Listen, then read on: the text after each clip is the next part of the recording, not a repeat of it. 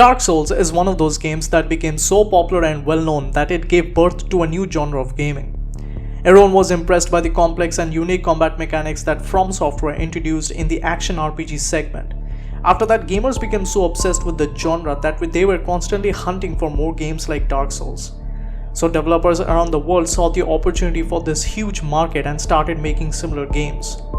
Neo, Lords of the Fallen, Code Vein, The Surge, Mortal Shell, Thymesia are some of the few that comes to mind.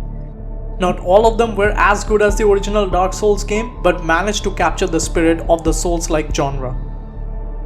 Well, once again, another game just got added to this list, and it has an alternative take on the story of Pinocchio with a dark narrative taking place in the city of Krat, a fictional place during the time of Belle Époque, which means the period of between 1871 to 1880. Hey everyone, this is Gold K9 and today let's dive into this new Souls-like game called Lies of P. Developed by the studios Neowiz and Round 8 comes a new cruel dark world where you play as Pinocchio, a puppet mechanoid absolutely dripping with Victorian era fashion clothes and a killer arm to dominate the enemies made of steel and fueled by steam.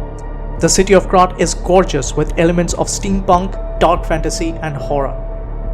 The fictional city is a combination of dark alleys, hallways with high ceilings, tall grey buildings reinforced with rusty steel structure soaked in snowy moonlit night.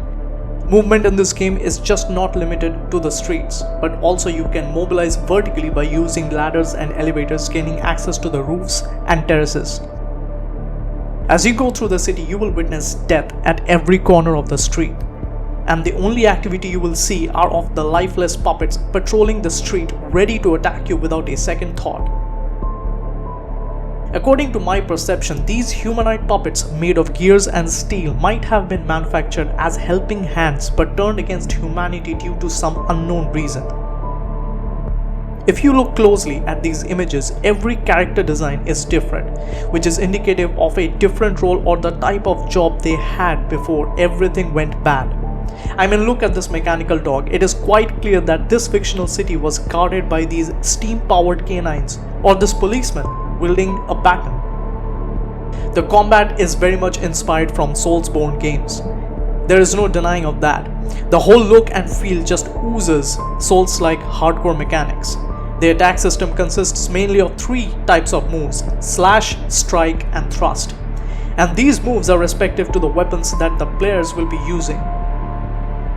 When you first spawn in the game, you will be given three paths to choose. These paths are mainly combat styles that you would prefer for playing the game. The first one is a path of crickets, in which the player will be provided with a saber, which is a long curved sword and will be used to slash your enemies. The second option is the path of bastards, in which you will be able to thrust your enemies with a rapier. And the last option is the path of sweepers, in which you will be able to strike your enemies with a blunt weapon. In this game, it is a clockwork smasher. Now, whether you will be able to change the combat style in the middle of this story or during an ongoing mission, that remains to be seen. Because if you're not able to change the combat type, that would really get repetitive in a short time, given the animation is not that great showcased in the videos that are available online. My perception was that there was never a choice system and the combat style would change depending on the weapons that a player picks up. The developers have also added fine details in this game, most notably partially destructible items in the environment. Sometimes the opponent's weapon break off during combat. The character will get drenched in oil after slaying an opponent. Lying is also a big part of this game. As you progress through the story, there will be certain situations where you have to choose to lie or tell the truth in order to achieve your goals, which is quite interesting.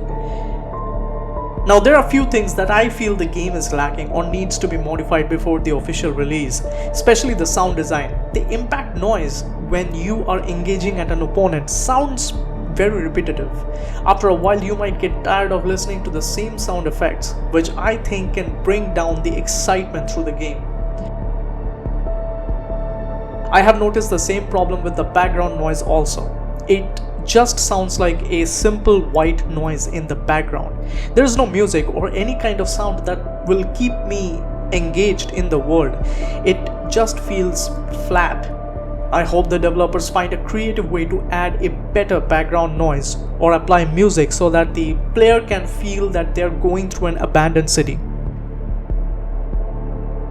Even though everything in this game looks awesome, I still feel there is some kind of hook that is missing. A certain key point that will make everyone go crazy about this game, which I think it's missing in all the videos and the presentation that I saw about Lies of P. The movement mechanics is also stiff and not fluid at all. Now these are very small points that I wanted to point out in my video. Overall the game looks absolutely stunning, except these few things that I mentioned earlier. The game will be available across all platforms and online game stores. If you like gaming content like this, please subscribe and like the video. It will be a very generous move from your side. And if you like content like games, indie games and game news, come back when the next video is up. This is Gold Canine, over and out.